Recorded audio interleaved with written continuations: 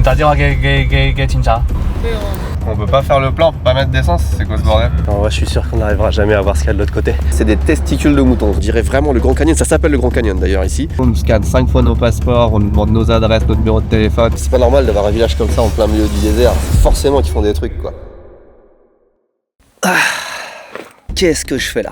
Comment est-ce que je vais vous expliquer ce qu'on est en train de faire en ce moment? Ça partait d'une idée simple, et puis ça se transforme en vrai challenge. Ce qui se passe, c'est qu'un jour je vois sur Google Maps qu'il y a un énorme désert en Chine que je connais pas du tout. C'est pas le désert de Gobi, c'est un désert tout à l'ouest, et vraiment à l'intérieur, il y a rien. Et en plein milieu de ce désert, un village. Enfin, je dis un village, mais c'est pas vraiment un village, on sait pas ce que c'est, je trouve pas d'infos dessus. Et dans ce village, un restaurant. Et je me dis, mais putain, mais ce restaurant, c'est peut-être le restaurant le plus éloigné, le plus inaccessible, le plus loin de toute civilisation. Il faut que j'y aille, il faut que j'essaye. Sauf que ce restaurant, ce désert, sont situés en plein milieu de la province chinoise du Xinjiang. Le Xinjiang qu'on appelle aussi la région autonome ouïghour. Et vous n'êtes pas sans savoir qu'il y a quelques tensions dans la région depuis de nombreuses années, ce qui fait que c'est un véritable challenge d'aller jusque là-bas. On a passé 2 jours pour pouvoir louer une voiture, et même en chemin pour venir jusque-là, on est traqué d'une façon assez incroyable. Le Xinjiang, c'est la région de Chine où il y a le plus de police, où il y a le plus de caméras, où on est le moins libre de nos mouvements. Alors rapidement, pour que vous ayez une idée de notre itinéraire, ce qui s'est passé, c'est qu'il y a 2 jours, on est arrivé à Urumqi, qui est la capitale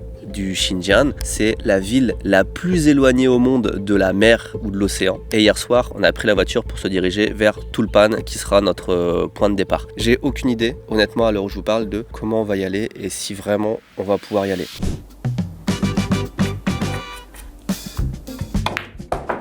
J'ai toute confiance. Les enfants, cette vidéo est sponsorisée par Rhino Shield. Et vous savez quoi? Rhino Shield, ça fait un petit bout de temps que j'avais pas eu de nouvelle coque en main parce que je change pas non plus d'iPhone tous les 6 mois. Et je me suis rendu compte que déjà, ils ont plein de nouvelles collaborations. C'est une dinguerie. Allez sur le site, ils ont des collabs de tout. Des animés japonais, des grandes marques, des jeux vidéo. Enfin, c'est abusé. Et surtout, ils ont des nouvelles coques faites de nouvelles technologies. Celle-là, il y a une bulle d'air à l'intérieur. Elle est juste trop confortable. On dirait un petit peu de la mousse, mais c'est toujours aussi solide que les anciennes. C'est même plus solide. C'est même plus solide. Bah, écoute, je te fais confiance là-dessus. En tout cas, elles sont très solides dans tous les cas. Et il y a un truc que particulièrement j'apprécie, c'est qu'elles sont beaucoup plus faciles à enlever et à mettre qu'avant. Avant, c'était un petit peu la galère, c'était un petit peu dur. Et là, les nouvelles coques, ça se fait en 1 seconde. C'est trop bien. Bon, évidemment, il y a du One Piece, il y a des trucs un peu classiques, mais ils ont des collabs avec plein d'artistes différents. Tu vois, ça c'est un peu stylé. Bah, SpongeBob. Ça, c'est Junjito, un mangaka japonais qui a fait Timothée Tomie, le plus gros manga d'horreur. que je ne connais pas, mais que tu conseilles, évidemment. Là, je vous parle des coques de téléphone, mais Rhino Shield, c'est toute une gamme de produits où il y a beaucoup plus que ça. Regardez ce qu'ils ont, mais ils ont des câbles, ils ont des protections pour les AirPods, des choses comme ça. Mais surtout, ce qui nous intéresse ici, c'est qu'il y a une promotion exceptionnelle pour le Black Friday qui dure jusqu'au 3 décembre. Ça fait jusqu'à moins 50% sur leur gamme de produits. Et en plus de ça, avec le code ICI Japon, vous avez 15% de réduction en plus de la réduction du Black Friday. Donc c'est vraiment jusqu'au 3 décembre qu'il faut commander. Ça vous fera un beau cadeau de Noël, pourquoi pas. Le lien est dans la description. Ne laissez pas passer cette promo exceptionnelle. En tout cas, très heureux de voir Rhino Shield revenir sur cette chaîne parce que pour le coup, cette fois, j'ai vraiment un nouvel iPhone et j'avais vraiment besoin d'une nouvelle coque. Merci à eux de sponsoriser cette chaîne. Bonne vidéo. Oh, regarde, ils essayent de communiquer. C'est mes 2 iPhones qui se rencontrent pour la première fois. Bonjour, ça va?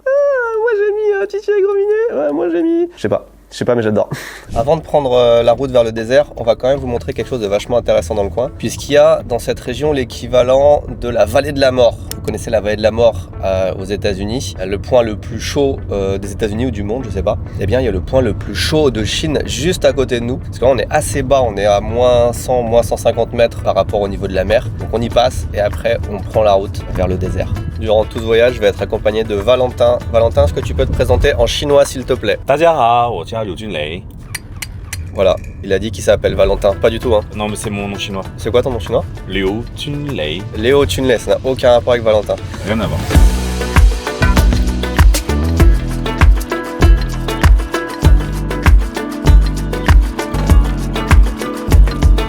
On se rapproche de ce qui s'appelle la montagne de flammes. Il n'y a pas meilleur nom, meilleur endroit pour marquer le début de cette exploration. C'est très très beau.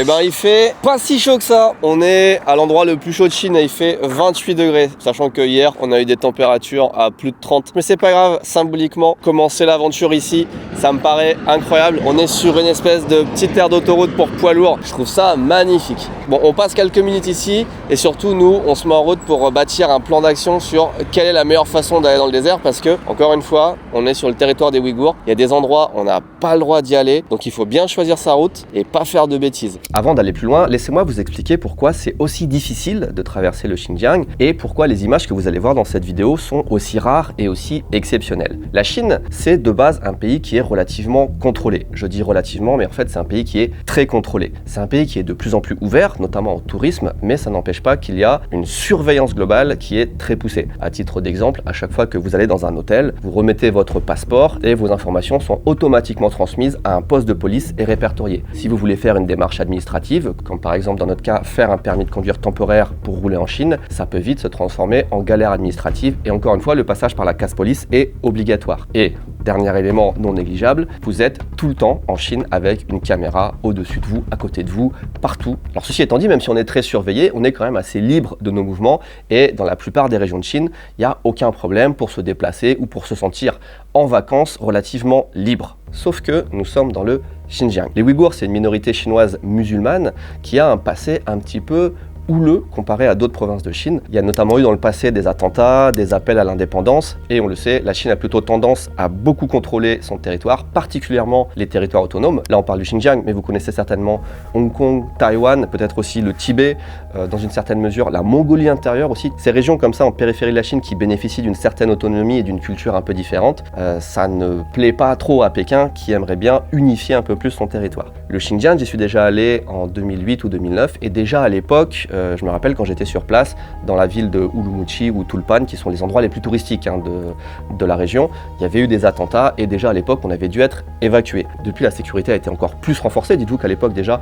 on regardait par exemple nos bagages à n'importe quelle entrée de supermarché, d'hôtel, partout on était contrôlé. Là on est encore plus surveillé. Donc il y a un climat qui fait que déjà on est dans une région très excentrée de la Chine, vraiment en Asie centrale où il y a peu de tourisme, où il n'y a pas vocation vraiment à avoir des tourismes, mais en plus il y a une surveillance accrue à cause de certaines tensions. Bien sûr, vous l'avez entendu j'imagine dans les news, mais les Ouïghours c'est aussi synonyme en Chine de camp de redressement, de travail forcé, donc la Chine verrouille encore plus l'endroit. On imagine bien que impossible pour un journaliste ou même une caméra en général de faire des plans de certains endroits ou de se balader dans certaines régions du Xinjiang. À ça on ajoute encore deux éléments, c'est un peu long mais il faut bien que vous compreniez le climat dans lequel on est. Le premier c'est qu'on va fêter, vous allez le voir, les 70 ans de l'appartenance du Xinjiang à la Chine. Donc c'est une période un peu clé qui va peut-être attirer un peu le regard du monde sur la province, peut-être qu'il va y avoir certains relents indépendantistes qui vont se manifester, on ne sait pas trop, donc la Chine verrouille encore plus la région en ce moment même. Le deuxième jour où on est arrivé dans la région, la Chine a verrouillé l'utilisation des drones dans toute la région pendant un mois, 2 semaines avant l'anniversaire des 70 ans et 2 semaines après, ce qui fait que c'était impossible de faire voler un drone malgré les paysages magnifiques dans lesquels on est passé. Et enfin, dernière chose, la Chine est un pays qui développe énormément son armée et pour ce faire, il y a énormément de spots un petit peu partout en Chine où l'armée chinoise s'entraîne, fait des tests. C'est des zones qui sont souvent un petit peu isolées. Il y en a notamment dans le Xinjiang, notamment dans le désert qu'on peut aller visiter. Il y a un reportage qui le montre très bien. Il y a au moins une réplique d'un porte-avions américain dans le désert où on veut aller que l'armée chinoise s'entraîne à bombarder. Et il y a d'autres installations qui peuvent se déplacer sur des rails, etc.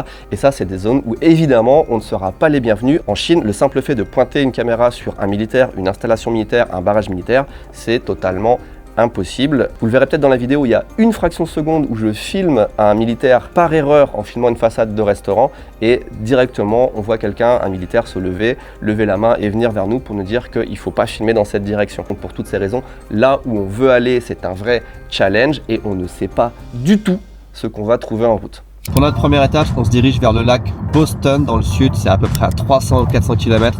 On va s'arrêter dans une petite ville qui s'appelle Yanchi et je pense qu'on va se prendre un bon hôtel pour ce soir. Ce sera notre dernière étape un peu luxe avant demain d'attaquer une route un peu plus rude, les petits villages et ensuite des centaines de kilomètres de désert. À ton avis, le désert, il va être, ça va être nettoyé ou pas la route? Ouais, parce qu'en fait c'est protégé par les arbustes. En théorie, il n'y a pas trop de sable sur la route. C'est le premier contrôle de police déjà. C'est vraiment posé n'importe où, genre ils bloquent la route, ils te foutent 3 plots et vas-y on arrête toutes les voitures au contrôle. Et c'est pas aléatoire, hein, c'est tout le monde. Hein. Simple contrôle du permis de conduire et de notre nationalité. S'ils sont tous comme ça, Ouais, c'est plus cool. ça va, on est tranquille. Et vous imaginez bien que je m'amuse pas à filmer pendant les contrôles de police parce que s'il y a un endroit en Chine où ils aiment pas trop qu'on filme, c'est bien là. Ils aiment bien filmer, ils aiment pas trop être filmés. 这边不能加油吗？能你们的啊。 On demande un passeport pour mettre de l'essence. 不能那我怎么出去呢？前面。什么见面？ Qu'est-ce qu'elle a dit? Elle a dit que je pouvais pas faire de plein. On peut pas faire le plein, on peut pas mettre d'essence? C'est quoi ce bordel? Sûr. Demande le plein. 要加油。没说身份证就加不了。 C'est vraiment, c'est une réalité, donc on s'est pas foutu de notre gueule. Mais qu'est-ce qu'elle demande? Il faut une carte d'identité chinoise. 前面还有一个。 C'est bien, il va. 嗯。 Ici, ils disent que celle-là, ils peuvent pas.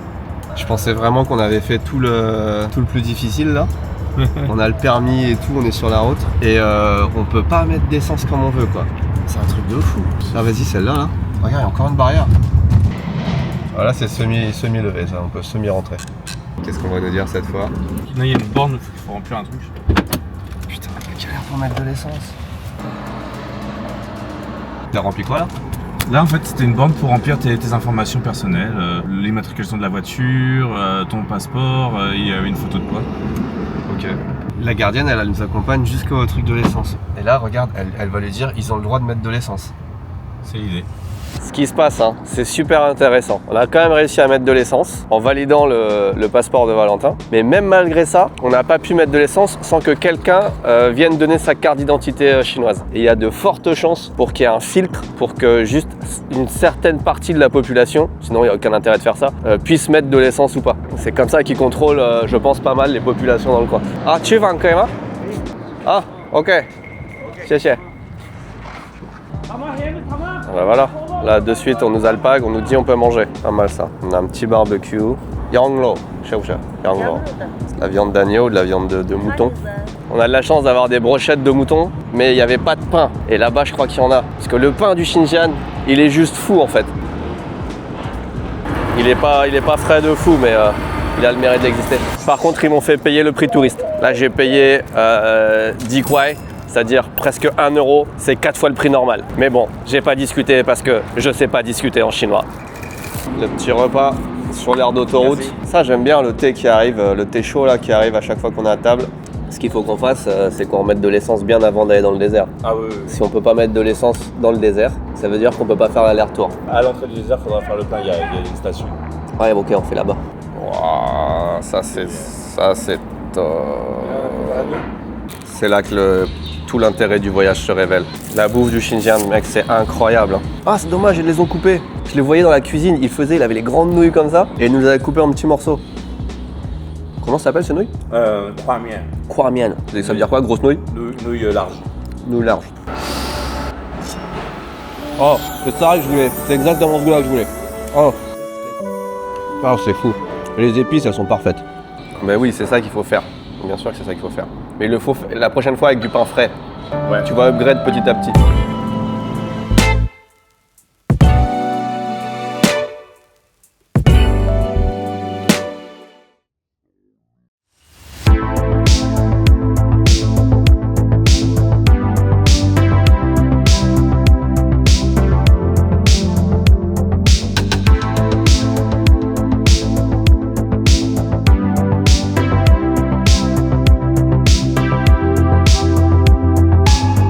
Vraiment dans un décor qui est divisé en deux, entre d'un côté une montagne de type falaise, presque Grand Canyon, de l'autre côté on a des dunes blancs, noirs, ça change de couleur et ça va durer comme ça pendant des kilomètres et des kilomètres.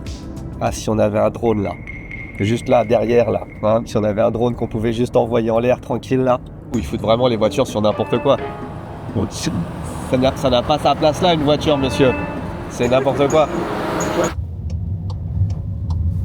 Nouveau contrôle de police, ça n'arrête pas. Ils sont tous un peu différents, on dirait un péage celui-là. Je vais me passer mon passeport et mon permis, s'il te plaît. Ouais. On doit descendre dans la voiture. Contrôle spécial des étrangers. Ouais. Et c'est reparti, on y a passé peut-être un bon 20-25 minutes peut-être, mine de rien. Il fait nuit quand on ressort, on nous demande beaucoup de questions, on nous scanne 5 fois nos passeports, on nous demande nos adresses, nos numéros de téléphone. En fait, comment expliquer, c'est même pas... les gens sont gentils, ils font bien leur travail, tu vois, on se sent pas oppressé ni rien. Mais le contrôle est tellement précis, tellement de détails sur ce qu'on fait, où on va, qui on est, depuis quand on est là, etc. Et chaque fois, c'est des questions de plus en plus difficiles. Plus on se rapproche, plus on se rend compte que ça va peut-être être galère. Information intéressante qu'on nous a dit quand même, c'est que sur cette route, il y a entre 10 et 20 étrangers qui passent par jour, mais c'est que des Taïwanais. Et des Japonais, ça? Taïwanais et Japonais principalement. Taïwanais et Japonais. Je veux dire, les Français, ils ont jamais vu quoi, quasiment. Donc on est un peu l'exception aussi, qui fait peut-être qu'ils nous posent plus de questions que d'habitude. En tout cas, on est passé pour l'instant.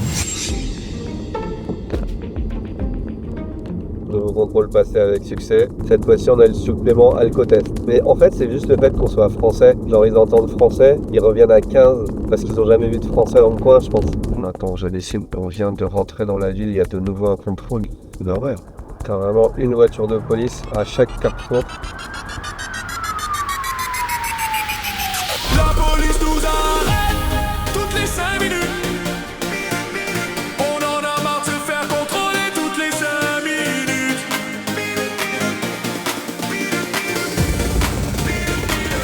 La police nous arrête toutes les 5 minutes. On en a marre de se faire contrôler toutes les 5 minutes.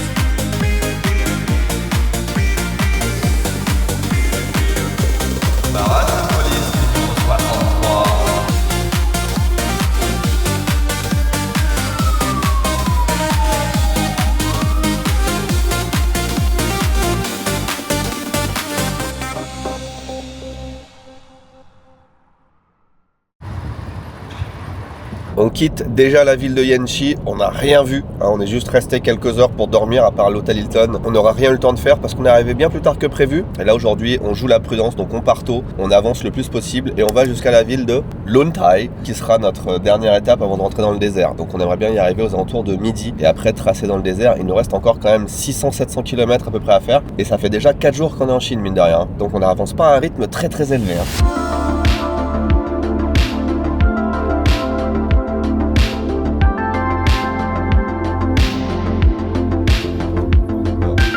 Nouveau contrôle de police.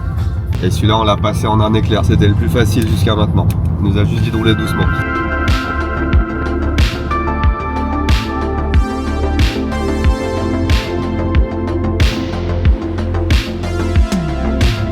On vient d'arriver à Lon Thai, c'est ça? C'est ça. C'est la dernière ville avant de rentrer dans le désert. On se prend un bon repas à base encore une fois de brochettes de mouton. Plus on s'enfonce dans le Xinjiang, plus on est loin des villes, plus les brochettes sont grosses et ont l'air bonnes. Putain, c'est trop bon. C'est exceptionnel. Franchement, je pourrais en manger tous les jours de ma vie, ça. Ici, remarquez qu'on boit le thé dans un petit bol. C'est du thé très fleuri. Il a vraiment un goût très puissant. Et on peut rajouter aussi sur nos plats du piment. C'est une spécialité de la région. Donc là, j'attends mon plat principal. Mais avant ça, je vous propose une petite expérience culinaire. Ce qu'on a devant nous, c'est quoi? C'est des testicules de mouton, c'est ça? C'est ça. Donc sur l'échelle de singularité culinaire, je pense que c'est un bon 8 ou 9. Bon, déjà, on peut voir la superficie d'une testicule de mouton en général. Vous pouvez comparer au vôtre chez vous à la maison. On a un petit peu l'aspect sphérique sur le dessus, comme ça, regarde. Alors ça sent extrêmement bon, il y a toujours ces petites épices dessus, donc ça va, je pense que le goût il va vraiment être à base d'épices. Bon. Ok, c'est beaucoup plus caoutchouc que ce que je pensais. C'est une texture un peu de foie, mais sans le goût pas bon du foie. Bah écoute, c'est une bonne couille. Hein.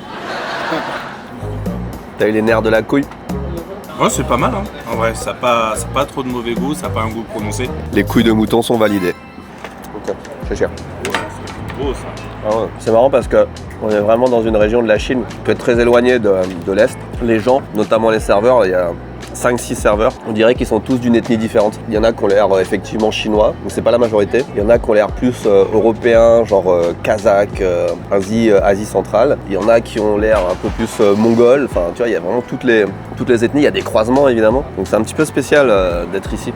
J'ai du riz qui est une spécialité locale avec des carottes et tu me disais c'est un genre de...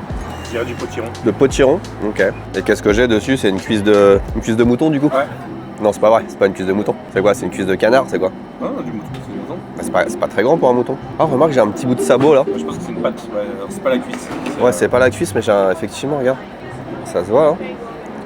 Le truc, on va se l'attaquer comme ça. Hein.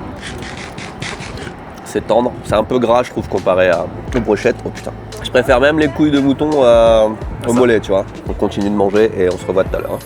Et c'est le départ pour le désert. Et pour la petite info, on vient de se reprendre un contrôle de police. Vraiment contrôle au faciès là pour le coup. C'est une sensation que je connaissais pas forcément. Hein. Quand on leur a demandé pourquoi, ils ont dit que c'était pour notre sécurité. Si jamais on se faisait enlever ou quoi dans la région, je pense que c'est juste ils voient des étrangers, par réflexe, ils prennent les papiers, ils documentent quoi. En tout cas, on décolle. Ah si, dernière chose à faire, trouver de l'essence.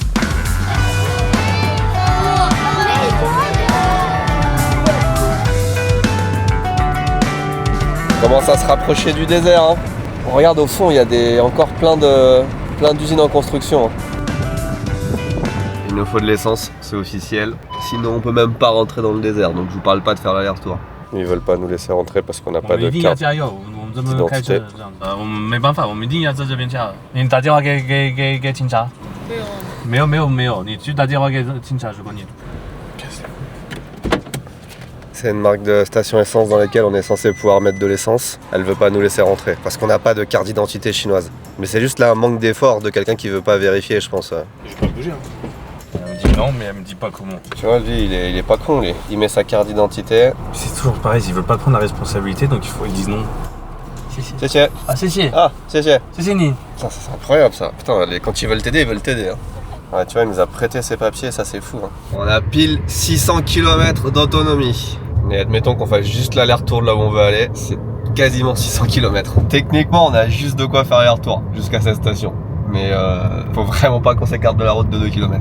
Les amis, on y est presque. Ça fait 1 an que j'ai cette pin sur Google Maps, que je veux aller voir ce qu'il y a dans ce putain de désert. Et là, on est juste à la porte. On a un dernier poste de police là qu'on vient de passer. On a passé le contrôle, mais la route est fermée pendant encore 1 heure. Apparemment, ils font des travaux. Et dans 1 heure, ils rouvrent la route et on va tous partir en convoi, traverser le désert. J'ai vraiment hâte. Et c'est fou, hein, ils mettent des caméras et de la police, même juste à l'entrée du désert. Tout ça pour vous dire hein, qu'on est vraiment dans une zone parmi les plus contrôlées de Chine et peut-être même du monde. On se croirait presque en temps de guerre où on doit passer des contrôles et des contrôles. Je pense que Valentin et moi, on est les 2 personnes les plus fliquées de la région. Pendant qu'on a un peu le temps, je vous donne aussi un peu le ressenti sur la température. Il fait 27,5 degrés, donc pas si chaud que ça, mais il fait très sec. Ça se ressent un peu sur la gorge, sur la peau, etc. On voit que les gens, tu vois, ils ont des foulards sur la bouche. Donc c'est vraiment un climat de désert, mais la température est pas insupportable.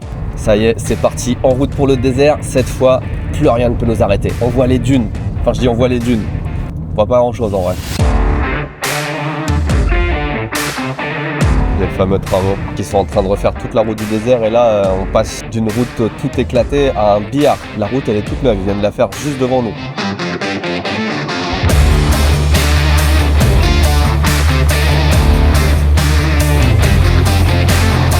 Même là il y a des caméras, c'est un truc de fou. Hein.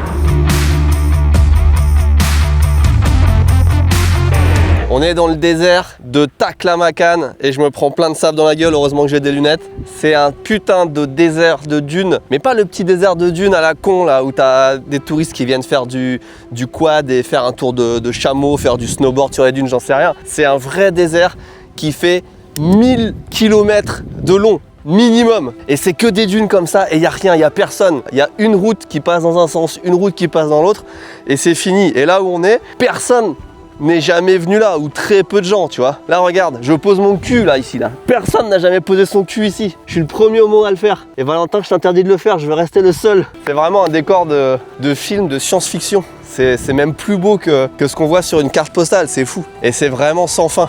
Oh, par contre, catastrophe. Je pense que quand on dit que la Chine est grande, quand on vient dans ce genre d'endroit, on se rend compte vraiment à quel point c'est grand. Vraiment, c'est incroyable. On l'a mérité, hein. On s'est fait chier pour venir jusque là. C'est pour ça, hein, je pense que autant il y a très peu de personnes qui sont venues là, autant des Blancs, des Français, encore moins. Hein.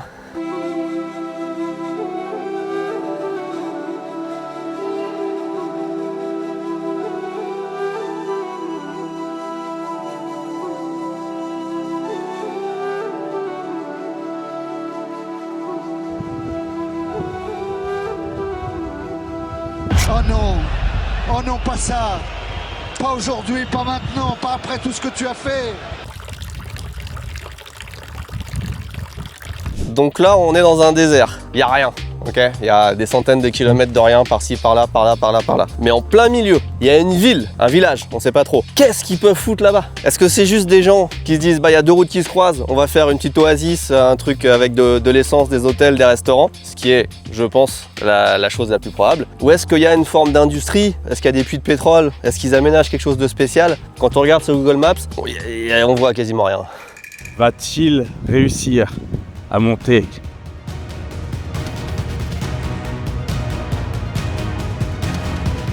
C'est un peu du sur place, mais ça va y arriver. Oh! C'est plus facile que ce que je pensais, mais sans les mains, je pense que ça passe pas. Allez, stylé! Regarde ma peau, j'ai jamais vu aussi dégueulasse. Elle est toute sèche et ça fait ressortir toutes mes taches de soleil là. On dirait j'ai le bras de quelqu'un de 80 ans. Et j'ai l'impression que ma peau elle fait... Et on voit tous les défauts de la peau, c'est dégueulasse. Quand je vais vieillir, j'ai vraiment des bras de merde. Le but c'est d'aller là-haut et d'essayer de voir ce qu'il y a de l'autre côté. Et là seulement on sera satisfait. En vrai je suis sûr qu'on n'arrivera jamais à voir ce qu'il y a de l'autre côté. Il y a toujours une dune qui va cacher la dune, qui va cacher la dune, qui va cacher la dune, qui va cacher la dune, la dune, la dune. Oh bah ouais. Bah derrière les dunes c'est plus de dunes. On confirme que c'est grand, ouais. C'est un désert de dunes qui est grand. Quand tu penses que dans l'univers, il y a plus d'étoiles que de grains de sable sur la planète Terre, et que là je vois le nombre, approximativement, hein, de grains de sable qui est autour de nous, je me dis putain ça en fait des planètes et des étoiles. Hein. L'espace, c'est grand. Une galaxie là dans la main. C'est marrant parce que ça c'est un désert. Bon, on y est depuis à peine plus d'une heure, hein. Mais c'est un désert. J'ai l'impression que je pourrais m'y perdre la journée et je vais pas mourir de soif pour autant. Parce qu'en général, dans un désert, je crois qu'au bout de 6 heures, 10 heures, t'es déjà mal au point. Là, je me dis que je peux tenir une journée, quoi. 2 max. Non, 2 c'est beaucoup, je sais pas, peut-être beaucoup. Non, peut-être 2. Et retour à la voiture. On dira ce qu'on voudra, mais à chaque fois que je viens en Chine, j'en arrive à la même conclusion. On a beau se faire chier avec toutes leurs règles, il y a tout le temps des trucs qui sont éreintants, qui sont illogiques, qui sont vraiment chiants. Le pays en lui-même est quand même extraordinaire. Pour voyager, les gens sont incroyables, la bouffe est top et les paysages, t'as des trucs que tu vois nulle part ailleurs et c'est tellement grand. J'adore ce pays, franchement. Oh, lui, il se tape une déterre, il fait la traversée du désert en vélo. Il a déjà fait genre 80 bornes, même plus. En plus. Ouais, au moins 150. Hein. 150 bornes déjà. Plus mon style lui déjà. La traversée des déserts en moto, putain ça doit être incroyable. Un truc qui me fait un peu chier, mais qui est extrêmement logique. En fait on est dans un magnifique désert de dunes et tout le long de la route ont été plantés sur à peu près une vingtaine de mètres de largeur des petits arbustes comme ça qui sont, si vous regardez bien, irrigués. Il y a des tuyaux qui passent tout le long des centaines et des milliers de kilomètres de la route. Tout simplement, on l'imagine, hein, pour pas que le sable soit ramené sur la route. Et c'est super efficace parce qu'effectivement, il n'y a pas un grain de sable à part celui que Valentin est en train de mettre sur la route là en ce moment. Mais sinon la route est super propre. Alors moi je m'imaginais, parce que depuis Google Maps on voit pas la route de quoi elle a l'air. Donc moi je m'imaginais une balade un peu aventure en 4x4 entre les dunes, peut-être ensablé à des moments machin. Que dalle.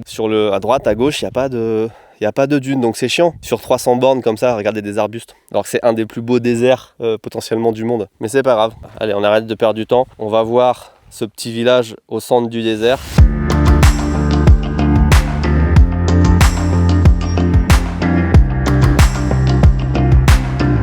On arrive à l'hôtel, il fait nuit, donc on va découvrir ce village demain tous ensemble. Déjà moi je trouve ça super intéressant qu'il y ait une ville, un village en plein milieu du désert et qu'il y ait un hôtel tout à fait normal.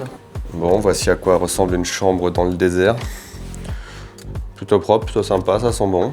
Toutes les chambres chinoises, si vous ne connaissez pas, ont ceci, un dispositif anti-incendie, un masque à gaz. Peu importe la chambre, pourrie ou de luxe, il y a tout le temps ça. Ouais, plutôt sympa. Toilette, douche. On va être bien. On va être bien.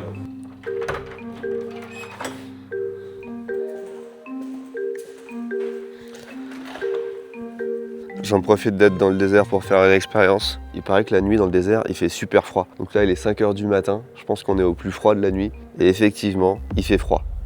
J'ai pas de thermomètre sur moi, mais je vais dire qu'il fait un petit 12 degrés. Donc passer toute la nuit comme ça, en étant par exemple en short, c'est vrai que tu dois bien te les geler. Là je commence déjà à avoir un petit peu des frissons. Bonjour, on va vous montrer un petit peu à quoi ressemble cette ville dans le désert, mais là on est dans le rush, on va aller à notre restaurant, tout ça, mais il se trouve qu'on vient de nous inviter à suivre une voiture qui part dans un endroit du désert qu'on ne connaît pas. C'est les gérants de l'hôtel qui ont dit vas-y suivez-nous, on vous montre un truc. Bon bah on les suit pour montrer un truc et puis après on revient dans le village, on explore un peu, on mange et on regarde cet endroit qui est excessivement intéressant.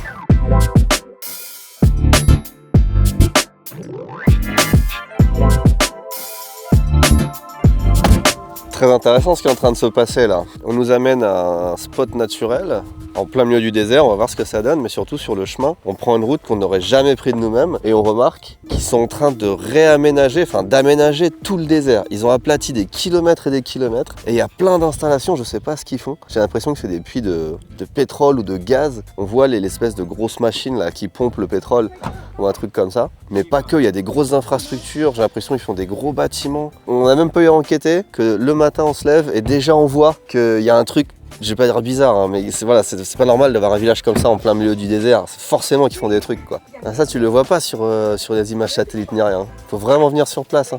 Et du coup qu'est-ce qui nous emmène voir? Apparemment, c'est la première étape. Parce qu'il y aura plusieurs étapes de... Apparemment. Ok, on fait il nous faut un petit guide quoi. Ah oui, il y a de l'eau en fait. 这个是自然出来的水吗？水，地下的水。C'est de l'eau qui ressort par rapport depuis les nappes phréatiques en fait. C'est un espèce de puits qu'ils ont creusé ou c'est naturel? C'est naturel, c'est naturel. C'est typiquement une oasis en fait. Voilà. C'est de l'eau qui remonte des nappes phréatiques de dessous le désert et on a de l'eau quoi, avec de la végétation en plein milieu de rien. C'est quand même un peu cool de voir ça. Hein. Je pense que les premiers qui étaient dans le désert là, qui tombaient là-dessus, ça devait refaire leur journée. Hein. Tu peux pas demander ce qu'ils construisent là-bas dans le... J'ai dit, c'est ce que je lui ai demandé. Ah, qu'est-ce qu'ils construisent? Ils construisent en fait. Ils construisent pas vraiment, c'est des puits de forage en fait. Il m'a dit qu'ils faisaient de la prospection en fait pour du pétrole et pour du gaz. C'est bien ce qu'on pensait. Mais je pense que ça fait un bout de temps déjà qu'ils sont dessus. C'est pas nouveau. Mais là ils élargissent juste la prospection, donc ils exploitent les ressources du désert en fait. Où est-ce qu'ils nous emmènent? Un jardin botanique. Ils ont botanifié le désert. On arrive dans un endroit, c'est tout vert. Le désert, c'est plus du désert. Même pour rentrer dans le jardin botanique, regarde, t'as des herses, genre on dirait que c'est la limitation entre la Corée du Sud et la Corée du Nord. Je sais pas si c'est un truc touristique ou si c'est pour un verger, pour faire pousser des légumes et des fruits pour ceux qui habitent là. Ça, tu dis que ça veut dire site de prospection et de forage? C'est ça. Ah mais regarde, ça c'est le truc c'est la marque de pétrole en fait. C'est ça. Ah. En fait, le jardin botanique, il est financé par la compagnie de pétrole. Apparemment. C'est un peu comme si Total faisait un jardin en plein milieu du désert, là où ils sont en train de forer du pétrole quoi. Ils creusent le désert pour trouver des ressources, et à côté ils font un truc totalement pas naturel, de planter des arbres dans le désert pour le préserver, je comprends pas la logique. En 2002, on avait un désert comme ça, là, et maintenant on a une forêt quoi. Ils ont transformé le désert en forêt.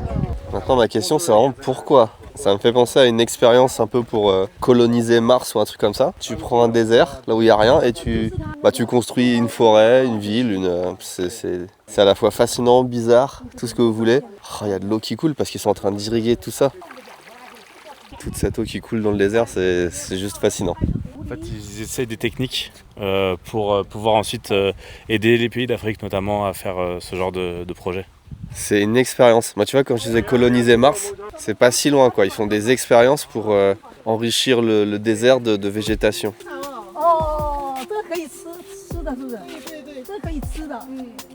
Effectivement, ils testent, t'as raison, toutes les sortes de plantes, de fleurs qui peuvent, et voir comment ça pousse dans le désert. Comme quoi, on peut faire pousser un peu n'importe quoi dans le désert, apparemment. Quand tu nous as dit tout à l'heure on va voir un jardin botanique, je me suis dit c'est entre chiant et fascinant. Je suis pas vraiment fan de jardin botanique de base, mais dans le désert quand même t'as envie de voir. Et ben c'est plus fascinant que chiant hein, parce que on est vraiment sur le terrain d'une expérience. C'est fou parce que il faut oser quoi. Ils ont fait un système d'irrigation, tu vois, qui va sur toutes les cultures droite-gauche. Là c'est juste une voie, mais il y en a plusieurs. On n'a pas du tout l'impression d'être dans le désert, pas une seconde. Petit débrief, qu'est-ce qu'on a appris de ce village de Taichung. Donc moi avant de venir, je voyais juste un petit village au milieu du désert avec quelques petites installations, c'est pas très précis, il n'y a pas trop d'infos. La question que je me posais c'est évidemment à quoi sert ce village? Est-ce que c'est juste un village étape en milieu du désert qui relie la route qui va de l'est à l'ouest ou est-ce que c'est autre chose? Et la réponse, on l'a eu ce matin, c'est autre chose. On est dans un village qui est fait pour héberger le personnel qui travaille au puits de gaz et puits de pétrole puisque une partie non négligeable du centre du désert a été aménagée pour forer du pétrole. En fait, tout ici est géré par une entreprise de pétrole. Les installations, le jardin botanique, ce village, tout a été financé, j'imagine, par cette compagnie de pétrole. Et depuis ce matin, on a cherché un petit peu plus d'infos, donc on nous a dit que ce village, il a été bâti en 1989, mais les prospections pour le pétrole, les premières recherches ont commencé déjà dans les années 50. Et il y a même un aéroport qui avait été fait en 1986, avant le village, mais qui a dû fermer parce que la piste était instable. Je sais pas si c'est qu'elle est pas droite, elle s'enfonce, il y a du sable dessus, j'en sais rien. Après, d'un point de vue purement fonctionnel, on est dans un tout petit village qui vraiment s'étale sur une petite ligne droite avec quelques restaurants, 2-3 commerces, un hôtel, une station essence. C'est intéressant de voir que les gens vivent de façon plus ou moins normale. Enfin, l'hôtel était relativement normal, si ce n'est les horaires. Le check-in, c'est midi et le check-out, c'est 2h de l'après-midi. On peut rester 26 heures dans l'hôtel, ce qui n'a aucun sens. Enfin, quand est-ce qu'ils font le ménage? Je comprends pas trop le système. Il y a quand même pas mal de trucs qui sont fermés, abandonnés. Ils ont essayé de développer un peu le tourisme, là on voit avec du rallye dans les dunes, mais ça a pas dû prendre beaucoup. Il y a vraiment très peu de touristes dans le coin. Là il y avait 2-3 Chinois qui étaient avec nous tout à l'heure et c'est à peu près les seules personnes. On est les premiers Français qui voient ici, en tout cas les patrons de l'hôtel. On va manger? Let's go. On n'oublie pas qu'on est venu pour ça, on est venu pour tester le restaurant le plus éloigné, le plus inaccessible du monde. L'un des plus inaccessibles, en théorie, on va dire. Je connais pas tous, mais là vraiment c'était pas facile d'arriver jusqu'ici, on peut avouer. Et ça sent très très bon. Les brochettes déjà. S'il y a du poisson, il faut qu'on mange du poisson. Le poisson le plus éloigné de la mer. C'est vraiment le restaurant le plus éloigné de... On est dans le désert, donc pour du poisson, c'est trop intéressant. On a pris les fameuses brochettes avec du pain qui va nous réchauffer là, et un ou deux autres plats, dont du poisson. Petite info intéressante, c'est que juste à côté de nous, il y a 2 voitures de militaires. Et tout à l'heure, j'ai rapidement filmé la façade des restaurants. Et tout de suite, les militaires sont venus nous voir pour nous dire attention, faut pas nous filmer, faut pas filmer les militaires. Il y en a un là. Et il y en a plusieurs autres là-bas. 1, 2, 3, il y en a à peu près 4. En Chine, vraiment, ils rigolent pas avec ça. Même de loin ou quoi, tu peux pas filmer un militaire. Oh, mais les portions sont trop grosses. Oh, c'est énorme. Plus le poisson en plus? Et le poisson. Ah mais c'est un truc de malade là, on a beaucoup trop. Il y a un truc avec ce pays, c'est que je suis jamais d'accord avec leurs portions. D'où ça c'est un plat acceptable en termes de volumétrie pour 2 personnes. C'est ouf. Ça plus le riz, et encore on a commandé des brochettes et tout. À chaque fois on se fait surprendre. Qu'est-ce que c'est ça? Ça s'appelle l'adzi. Et c'est du coup Du poulet piment. le nombre de piments qu'il y a là-dedans mec. La sauce rouge. Je vais commencer direct par ça.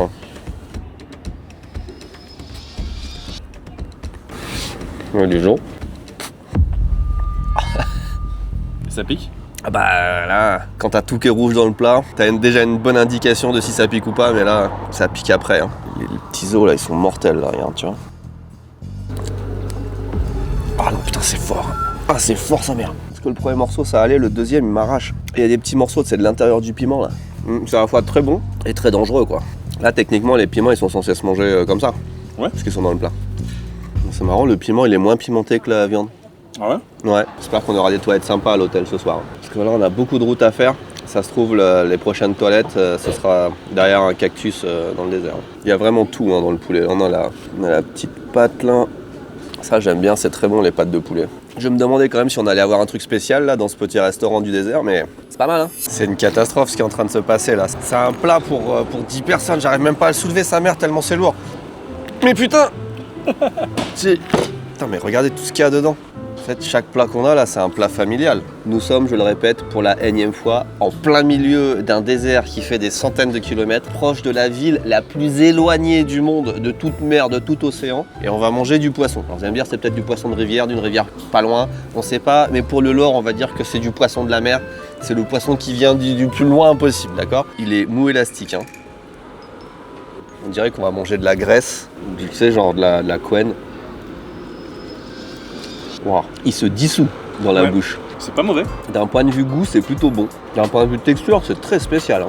Il est entre farineux et crémeux. Je suis content d'avoir testé parce que j'ai jamais eu mangé du poisson comme ça. Je me demande à quoi ils l'ont assaisonné. On dirait qu'il y a des genre d'épinards, Des choux, ouais. des choux. Ouais. Ça fait très potage de grand-mère dans le goût. Le poisson aux légumes aigres, la traduction. Ok.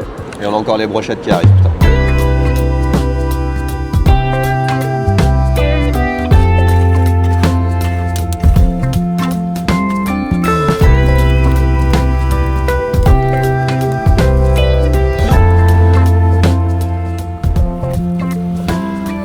Quand on a pu, on a encore. Il vient de nous apporter des brochettes. Encore une fois, elles ont l'air incroyables. Et il a fait cuire le pain sur les brochettes. Comme ça, t'as vraiment la vapeur des brochettes qui s'est imbibée dans le pain. Ça va être un truc de malade.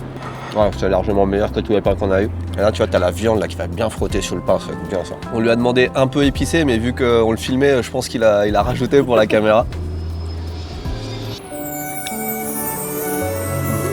Bah écoute.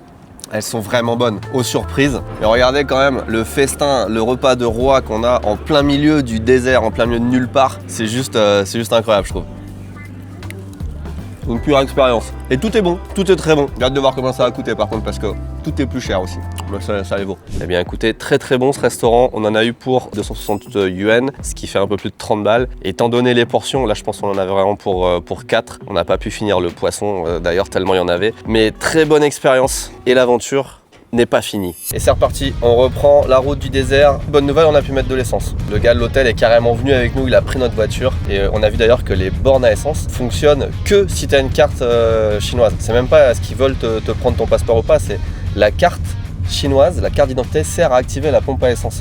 Voilà, mais bon, on a le plein. C'est déjà, la journée commence bien. Et puis évidemment, poste de police. Là pour sortir, j'imagine que ça va aller vite quand même. J'espère. Putain, juste pour sortir de la ville. Attention, c'est parti, road trip.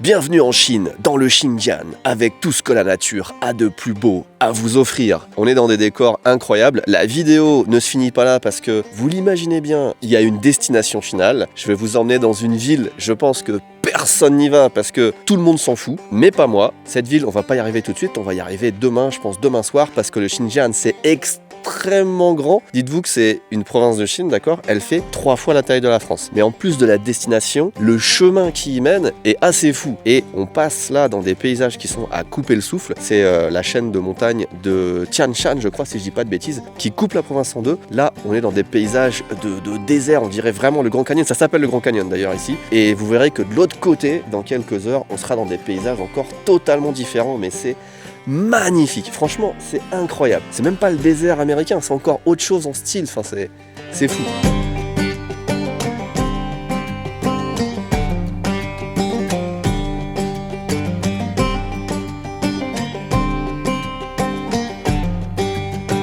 Les paysages sont d'une beauté, je me répète mais vraiment, c'est pour ça qu'il faut voyager. Le monde est fantastique. T'as des endroits, mais de dingue, partout, dans tous les pays. T'as beau voyager et voir des trucs, mais à chaque fois, tu découvres des choses différentes et tu t'en prends plein les yeux. Enfin, le monde ne peut pas cesser de t'étonner.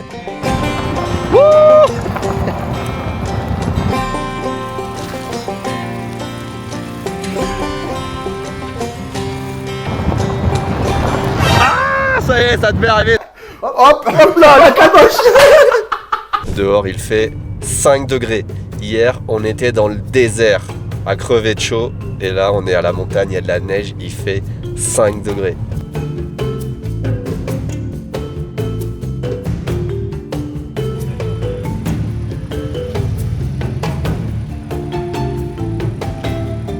Regardez le village qu'il y a derrière moi. Ce village marque la fin de l'aventure. Une fin un petit peu précipitée. Il nous reste encore 3 jours dans la région. On vient de nous dire au poste de police que l'accès est interdit. On traverse une zone militaire. Donc grosso modo, refaites toute la route en sens inverse. Ils ont dit la prochaine fois, prenez l'avion. Voilà, donc, si on va aller dans une grande ville, on peut prendre l'avion, mais on n'a pas le droit de circuler en voiture sur le territoire, malheureusement. Ça me fait chier de m'arrêter là, franchement, parce qu'on arrive dans un endroit qui est incroyable. Ça commence déjà à devenir super beau. On a des plaines, il y a des yourtes, et là, derrière la montagne, je sais que c'est verdoyant, c'est super. On avait un hôtel avec vue sur la montagne. Putain, merde, c'est pas grave. Une autre fois, on trouvera une autre solution. Ça donne envie d'y revenir, au contraire. Merci à vous d'avoir regardé cette vidéo, mesdames et messieurs. L'aventure s'arrête là. Des bisous. Merci à Rhino Shield d'avoir sponsorisé cette vidéo. Vraiment, sans eux, faire ce genre de vidéo, ce serait très difficile. Je vous rappelle qu'il y a un lien dans la description. Vous avez 15% de réduction avec le code ICI Japon. 15% de réduction qui viennent s'ajouter à leur promotion du Black Friday. Il y a jusqu'à 50% sur certains produits et c'est jusqu'au 3 décembre. Ne laissez pas passer cette occasion. Merci.